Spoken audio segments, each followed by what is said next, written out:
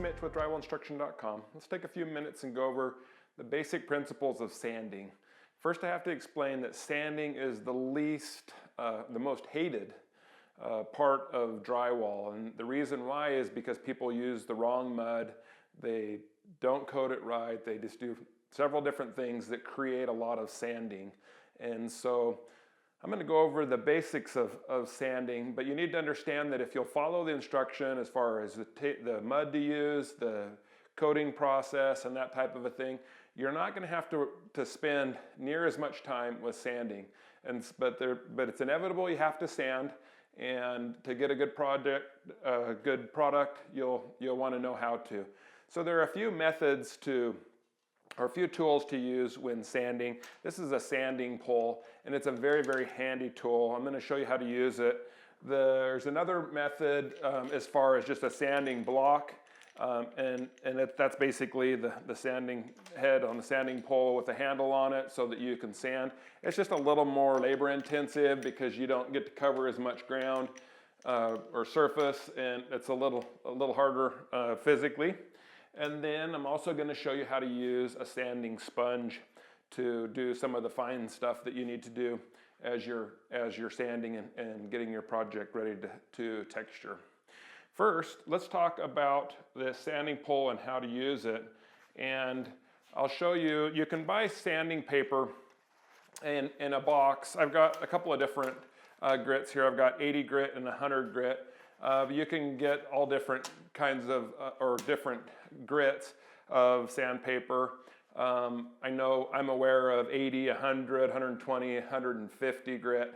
150 grit will be the finest, and 80 will be the most aggressive. They do make a sheet of sanding. It's not paper, it's actually a mesh that's really hard, maybe fiberglass or something, and it's like a screen type of a thing that you use. If you're using that, you've done something wrong. You've caked on your all-purpose mud and you can't get it down, and you need a super aggressive surface to take it down. Hopefully you don't get to that stage. If you have overcoated with all-purpose and you need to take it down, you can use that mesh piece, that screen type of a thing. But hopefully you've figured out by the instruction that that you've watched that topping compound is what you use, and it's a very soft product, and you won't need to have something that aggressive. I typically will use 100 grit paper as just kind of a middle of the road that kind of works for everything for me. If you're trying to get it just super pretty and maybe a smooth surface, you're definitely going to want to use 150 or maybe even 220. But for the most part, what I do, I'm typically texturing over it, and 100 grit paper works fine. So let me show you how to put paper on a sanding pole. So with the sanding pole on the head, it will have two tabs. Sometimes these are screw down little wing nuts. This one just has a tab that you pull out and then press, and these metal brackets will hold the sandpaper on. So you'll take your sheet of sandpaper and you'll stick the tabs.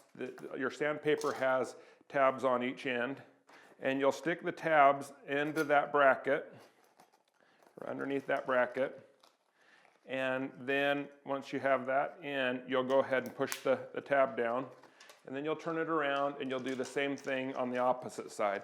So you'll bend your tabs over and tuck them in to underneath the little metal brackets. And it can get a little tricky, but not a big deal. So you'll slide that in, and then you'll pull it tight so that your paper is nice and tight. You'll pull the slack out of it and then clip that tab down. Next, you've got a little extra on each side. So you'll go ahead and put that on a flat surface, and you can take a 6-inch knife and just press down and cut that paper off.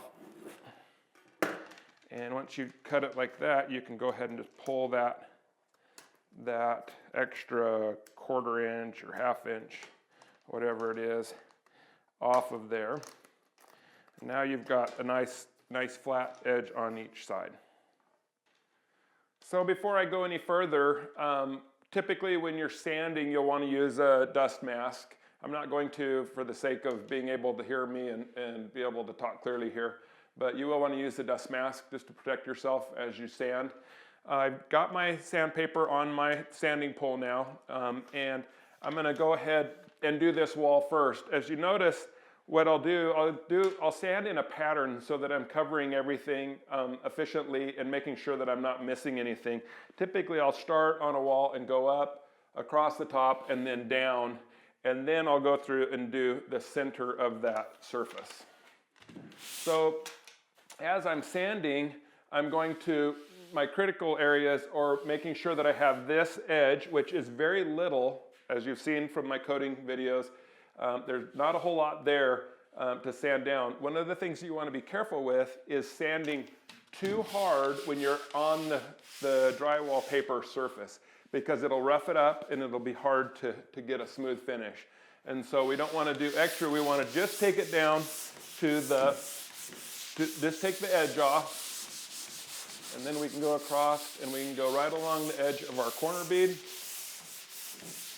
Now the beauty of a sanding pole is that if you notice I'm standing back, I can take long strokes as I'm sanding, and that saves time. It makes it a lot faster and energy as opposed to doing the hand sander. The other thing is with my sanding pole, the head of my sanding pole is always turned just a little bit. It's never flat this way. It will, if you do it flat this way, it'll grab and then it'll dig in to your mud and mess up your product. So you always want to have it turned at a little bit of an angle like that as you sand. That's smooth. Then I'll go ahead and I'll go across my top angle. And then I'll go ahead and make a pass down my angle.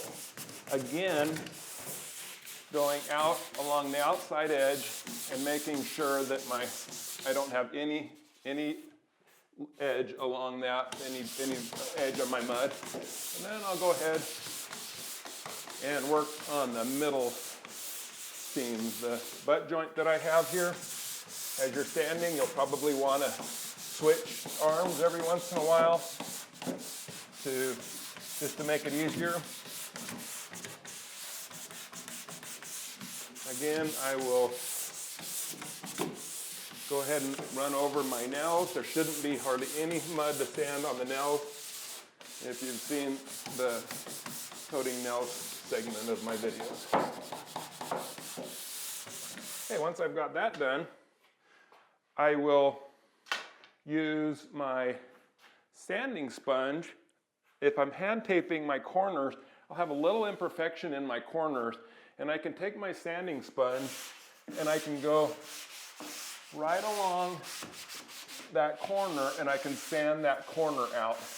The things to watch for with the sanding sponge are if you're doing a corner and you're pushing too hard this way, the edge of your sanding sponge will leave a line. So you want to be careful not to do that. You want to be able to, you want to press on your sponge in a way that will enable it to not gouge that angle. As you work at that with that sponge, you'll be able to make that corner beautiful and square and a nice clean line. Another benefit of a sanding sponge is sanding your corner bead. Your square corners, when you sand, it'll come to a point and you won't have to worry about this so much, but your bullnose corners, when you're coating, you'll always end up with a little bit of mud on those corners. And if you'll take your sanding sponge and use the fine grit side of that and just sand over the top of that, you'll be able to take that mud right off of there and have a beautiful round corner. And again, you want to be careful if you're using paper bullnose because you can rough up that paper and mess it up. But if you'll use the fine grit side of your sponge, you can go ahead and take that off, and you can also just go right along this line on your corner bead and you can make a perfect corner that way. and have all the mud off of your bullnose metal. These are just a few of the basic sanding principles that you'll need to know to have a beautiful smooth finish ready to texture. If you'll follow the instruction that I've given as far as the products to use and the coating principles or procedures, the sanding will be a piece of cake. Unfortunately, for most people, the sanding is a nightmare and it's the biggest part of the project, and it really shouldn't be. I hope this is helpful to you, and you'll continue to follow us at drywallinstruction.com.